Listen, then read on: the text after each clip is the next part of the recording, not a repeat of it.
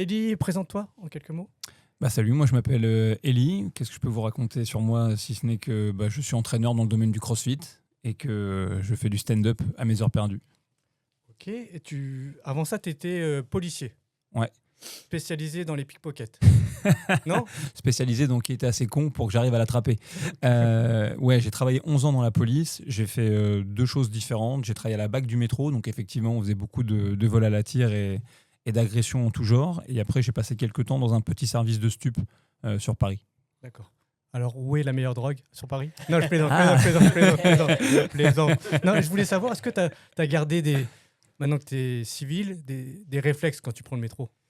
Ne prends pas le métro avec moi, c'est insupportable en fait. Voilà, c'est insupportable parce que quand tu es policier, si tu veux, admettons que tu as été à la BAC du métro, tu vis dans un monde un petit peu parallèle où dans ta vie, les gens, soit c'est des usagers des transports, donc des victimes, soit c'est des flics en civil, soit c'est des voleurs. Et donc du coup, quand tu as fait ça quand même, moi j'ai fait ce travail-là pendant 5 ans, tourner en rond sous la terre 8 heures par jour. Bon, quand tu prends le tube, voilà, tu montes pas n'importe où, tu tiens pas n'importe où, c'est catastrophique. Et ça te fait perdre un peu ton innocence, tu vois? Oh ouais, ça c'est parti il y a longtemps déjà. Sans dire des trucs trop tristes, est-ce que c'est quoi ton anecdote la plus marrante avec les pickpockets? Ah ouais, non mais heureusement que j'ai pas que des trucs tristes, hein, je te rassure, j'ai plein de trucs très drôles. J'ai par exemple, souvent ça t'arrive de discuter, tu sais, avec les gens qui volent de manière récurrente parce qu'en fait au final, on les connaît, ils nous connaissent. Donc c'est à qui verra qui en premier. Et c'est assez marrant quand parfois tu travailles ou tu discutes avec des petits jeunes, tu vois. Parce qu'en fait, toi tu travailles, mais en fait eux aussi.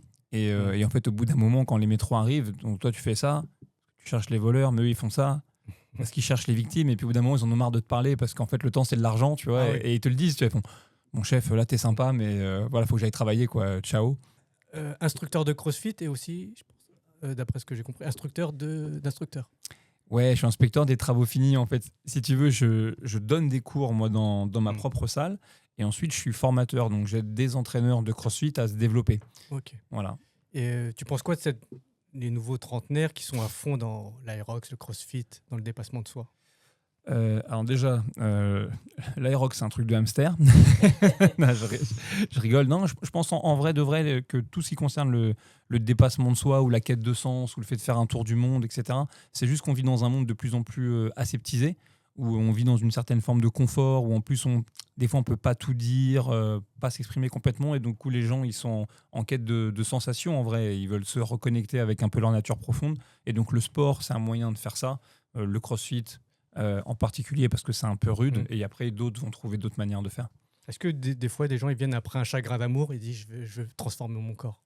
Alors en fait en vrai les gens ils vont venir quand ils vont venir au CrossFit, ils vont pas avouer tout de suite pourquoi ils viennent. C'est vrai que ça a souvent à faire avec ton apparence ou ce que tu renvoies, mais le pourquoi il va arriver très tard. C'est finalement. quoi le top numéro 1 ou 2? En vrai, la plupart des gens, c'est souvent quand même qu'ils se sont réveillés un moment dans leur vie. Le CrossFit, c'est quand même beaucoup de gens qui ont plus de 35 ans qui font ça.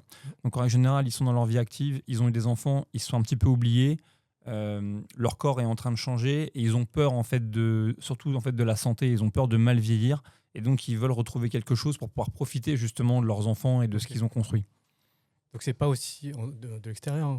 Des fois on voit ça, c'est un peu superficiel, c'est qu'ils veulent ça pour les réseaux. Il y a des trucs superficiels. Je veux dire, moi, le premier, quand j'ai commencé à m'entraîner plus jeune, c'était peut-être pour des considérations plus superficielles, mais quand tu es jeune, je dirais que c'est dans la nature du process. C'est-à-dire que voilà, tu es à fond, tu veux être costaud, tu veux renvoyer une image de toi, tu veux séduire, tu veux ce que tu veux.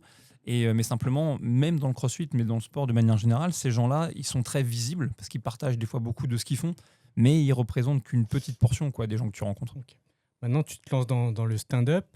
Et est-ce que des choses des valeurs que tu as apprises dans le sport, ça t'aide dans le stand-up? Franchement, désolé, je vais saucer ton cours, mais si tu te rappelles, la première fois que je suis venu, l'une des premières phrases que tu m'as dites, tu sais, le stand-up, c'est plus du sport que de l'art.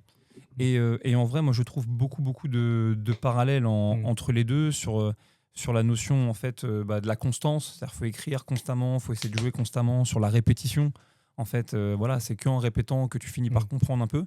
Et pour moi, c'est strictement la même chose. Même la sensation, le plaisir ou la trouille que tu peux ressentir quand tu vas monter sur une scène, c'est très comparable à ce que tu peux vivre dans le domaine du sport ou moi dans mes anciens métiers, bizarrement. Est-ce que Tes réflexes de policier, quand les gens passent le chapeau, ça t'aide d'être policier si tu fais. T'arrives à cibler qu'il y a un portefeuille dans la poche. Non, ça m'aide pas, mais je peux te dire les réflexes de policier là où ils sont parfois embêtants. J'ai fait un tout droit il y a pas longtemps dans un comedy club à Versailles.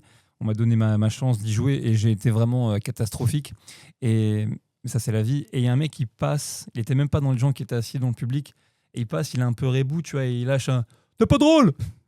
Et en fait, le flic qui sommeille en moi, tu vois, se voyait déjà en train de lui remettre les pendules à l'heure, tu vois, d'une manière plus ou moins courtoise.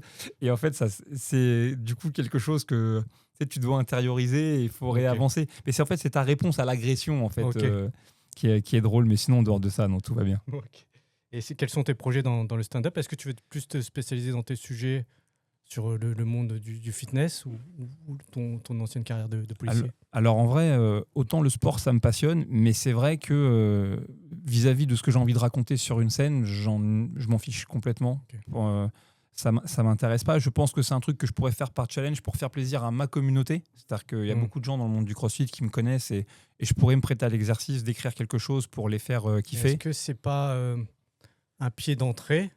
Et après, pour avoir passé un message, est-ce que d'abord, il ne faut pas faire ce que les gens ils attendent de nous pour ensuite s'ouvrir sur d'autres aspects de notre personnalité? En tout cas, ce qu'il y a de sûr, c'est qu'il n'y a pas très longtemps, j'écoutais un podcast avec Haroun, qui est assez connu quand même pour des fois faire des blagues qui font réfléchir, prendre des positions pas forcément polémiques, mais en tout cas, il va aborder des sujets un peu pointus. Et il expliquait quand même que c'est vrai qu'avant de s'offrir l'opportunité de faire ça, il faut quand même commencer par noyer un peu ce poisson avec plein finalement de choses plus grand public. Et j'avoue que ça m'a marqué. Peut-être que le CrossFit sera le truc qui pourrait me permettre tu vois, de faire ça. Après, moi, c'est vrai, je m'en cache pas. J'aimerais vraiment écrire un spectacle pour le coup partager des fois une certaine vision de choses que moi j'ai pu voir de l'intérieur. Et qu'est-ce que tu penses entre Jérémy Ferrari et toi qui est le plus costaud? J'ai vu un reportage 24 heures avec Jérémy Ferrari. Je peux vous dire qu'il a un coup de pied retourné. Il n'a pas chopé dans une pochette surprise. Maintenant, il y a une phrase qui dit que quand l'homme de 95 kilos parle, celui de 65 écoute.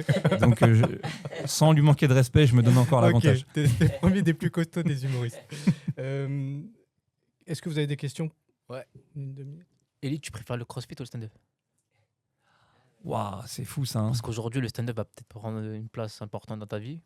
Imagine ça commence à marcher. Est-ce que tu penses que ça peut dérégler tout?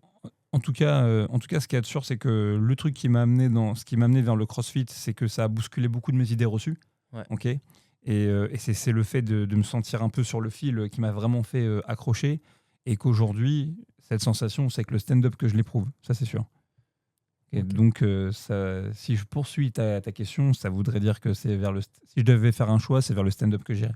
Une question d'Alexia? J'avais 2 questions. Qu'est-ce qui t'a amené au stand-up? Et aussi, est-ce que tu vois beaucoup de liens santé mentale et CrossFit? Ce qui m'a amené au stand-up, c'est un peu le hasard. J'ai un de mes meilleurs amis qui travaille avec moi. Sa sœur fait du one-man. Et elle avait besoin de se remettre un petit peu à s'entraîner. Et donc, on a fait une espèce de troc. Ça m'arrive souvent avec les mecs du stand-up. Je t'entraîne. En échange, tu m'aides à écrire. Vu que c'est que des feignasses, en général, je les entraîne 2 fois. Et après, ils m'aident à écrire 50 fois. C'est un super deal. Ça, c'est ce qui m'a amené à faire du stand-up. Et ensuite, la santé mentale et le CrossFit. De toute façon, le sport. Hein, ouais, voilà, le mouvement et la santé mentale, c'est 2 choses qui vont ensemble. Ça, c'est sûr et certain. Après, est-ce que le CrossFit aide les gens à régler leurs problèmes ou est-ce que ça leur crée des problèmes? Là, il y a peut-être débat. Comme le stand-up. Ok, bravo à tous.